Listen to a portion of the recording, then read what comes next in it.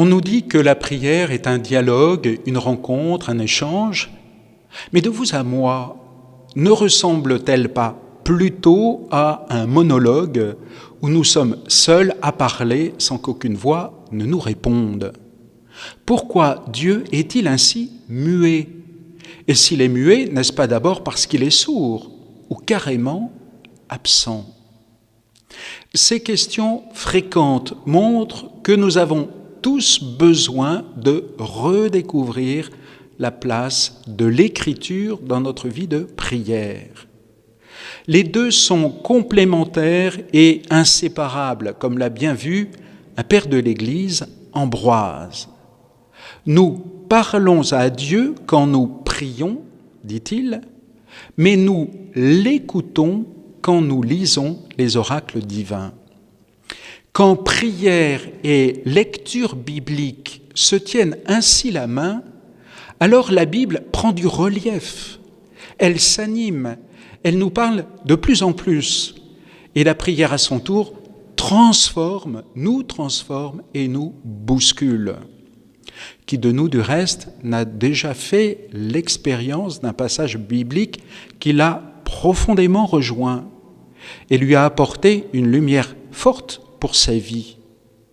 Oui, dans l'Écriture, Dieu parle, il nous parle, pas seulement par des paroles, mais par des événements, des actes, par sa parole incarnée, surtout son Fils Jésus. Lire la Bible, c'est aussi se prémunir du risque bien réel de substituer au Dieu véritable une projection de mes rêves. Notre imagination ou nos élucubrations mentales sont parfaitement capables de construire des idoles virtuelles et notre prière alors tourne en boucle sur nous-mêmes. Saint Jérôme aimait bien dire « L'ignorance des Écritures, c'est l'ignorance du Christ ».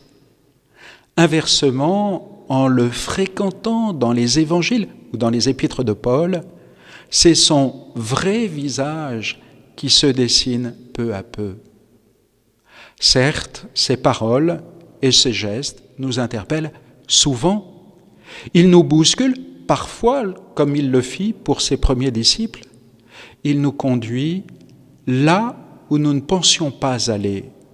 Mais vous le voyez dans ce cas, la prière n'a plus rien d'un monologue. Elle est devenue un véritable échange, une amitié qui nous transforme. Un mot enfin d'un dernier livre biblique, les psaumes. C'est un véritable trésor où nous trouvons toutes les variations de la prière.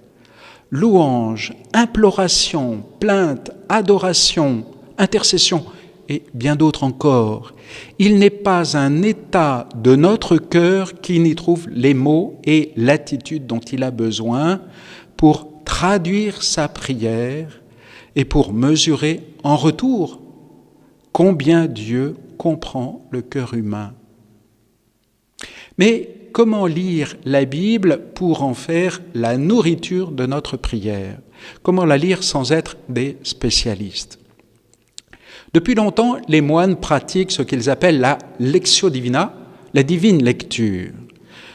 Bien des sites vous renseigneront sur sa pratique.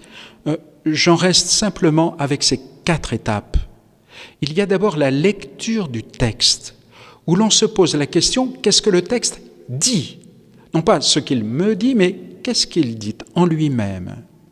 Ensuite, il y a l'étape de la méditation, c'est-à-dire ce que le texte me dit à moi. Puis vienne la prière, que disons-nous au Seigneur en réponse à sa parole?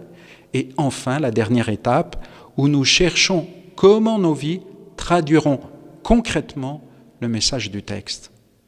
Alors, bonne prière et avant, bonne lecture de l'Écriture.